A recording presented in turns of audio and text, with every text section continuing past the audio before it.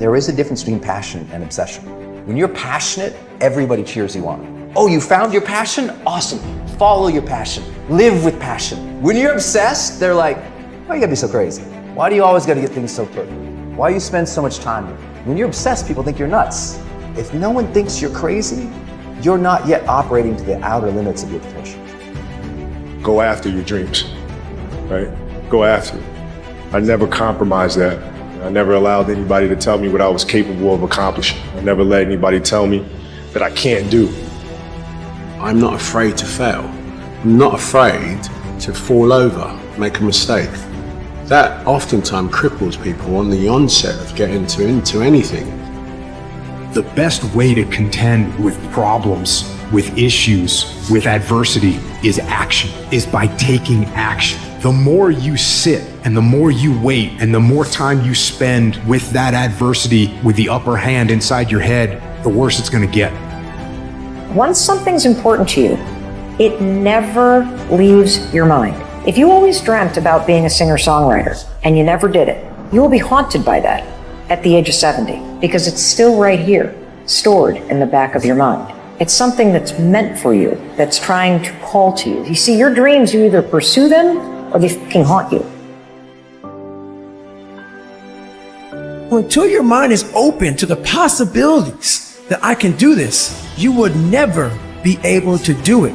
Once the mind starts to believe it can be achieved, only then does it start to break down tactically how we can do this.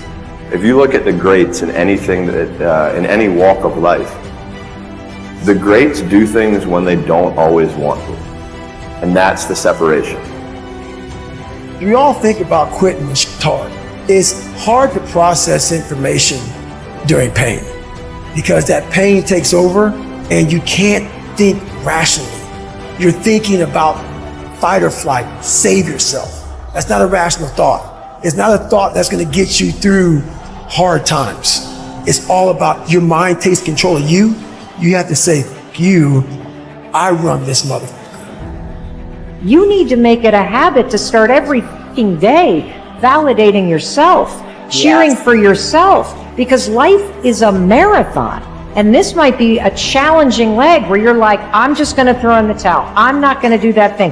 Hell no. If you're standing in front of that mirror, you deserve to feel the support and empowerment and encouragement that you need. You are doing so much every single day that you don't give yourself credit for. When you invest in something and you hustle and you work for something, you got a different type of attachment to it. You're going to have a cold day in hell for somebody to try to take this from you. We live by this, we die by this. We don't surrender, we don't retreat. Effort is isolated. The reason why effort is isolated is because nobody can dictate. Effort is 100% in the mind. I live for today, and I don't care what happened yesterday. I live in the moment because that's the only thing we have in our lives, are moments in time. And as soon as I've gone out that door, we can never reverse back and play it again because it's real life, it's not a dress rehearsal. So I don't really care what happens 5 minutes ago. I'm just going to keep going today and living today and enjoying myself because I know what God gives, God can take away in the flash of a second. It can all be turned upside down, and I've experienced it. Sometimes in life when everything's going great for you and you don't know good from bad, you need to experience a little rain sometimes so you can enjoy the sunshine again. And now I'm happy for the small things in life. Do you realize that every day you thought you wasn't gonna make it? Do you remember them days where you thought it was absolutely unbearable and you thought you wasn't gonna endure that one? Do you know that your survival rate for every last one of them bad days is 100%? You survived every hater, you survived all the evictions, you survived the firings, you survived all the trouble you ever been in. Your survival rate is 100%. Not an option. You've got to tell yourself, despite the circumstances, the situations, you have to tell yourself that, listen to me, I'm not going anywhere until I get the goal. Like until I make my dreams become a reality, I'm not quitting. I don't care how much money I have to invest. I don't care how much time I have to invest. I'm going to continue to do this until I become successful. What I've realized over the 23 years of my life, it's not the physical body that holds us back. It's not the physical body that holds us back, but it's the mindset. The biggest disability you can have is a bad mindset. Tired don't mean nothing. Tired is only in the mind. You tell yourself you're tired, you're gonna be tired. I don't get tired. While all my friends and people who I knew were out drinking and partying and enjoying life, what was I doing? Running fucking 10 miles down the road in the fucking rain or killing myself in a boxing gym. And then people say to me, you know what, you're lucky. I'm lucky because I fucking worked all the hours that God gave me. I'm lucky because I fucking trained so hard that I can't be beaten. I need you to confront you because you're the one holding you up. I need you to confront you. I need you to look in the mirror and tell you, you are not going to do me like this no more. You're not going to continue to sabotage me. You're not. You're not going to keep procrastinating. I need you. You're not. Your biggest enemy is you. People don't understand it's you against you. The only person that gets in your way is you. Nobody else. It's you. I was a soft kid. I was sensitive, I'd cry easily, and I would be scared to fist fight.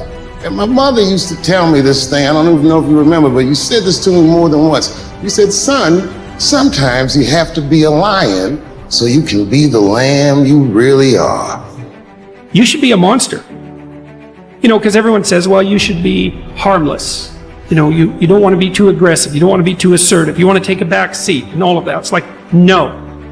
You should be a monster, an absolute monster. And then you should learn how to control it. Those who have swords and know how to use them, but keep them sheathed, will inherit the world. The only person that can hurt me is a friend. You have to be careful of your friend more so than people that you may think is your enemy. Everybody you fight is not your enemy, and everybody that helps you is not your friend. As a child, my parents always told me you could be whatever you want to be. You could do whatever you want to do. He who says he can and he who says he can't are both usually right.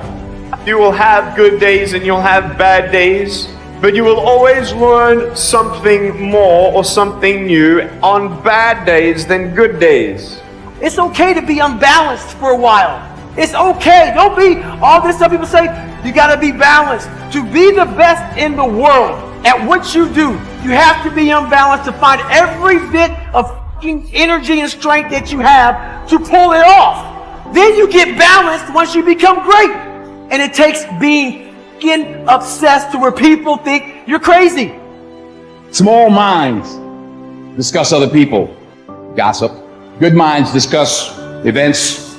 Great minds discuss ideas. I stand before you without arms and legs, but a very strong man because of the bad days in my life. Unless you know three things. Number one, who are you and what your value is? Number two, what is your purpose here in life? And number three, what is your destiny when you're done here? If you don't know the answers of any of those three questions, you're more disabled than I.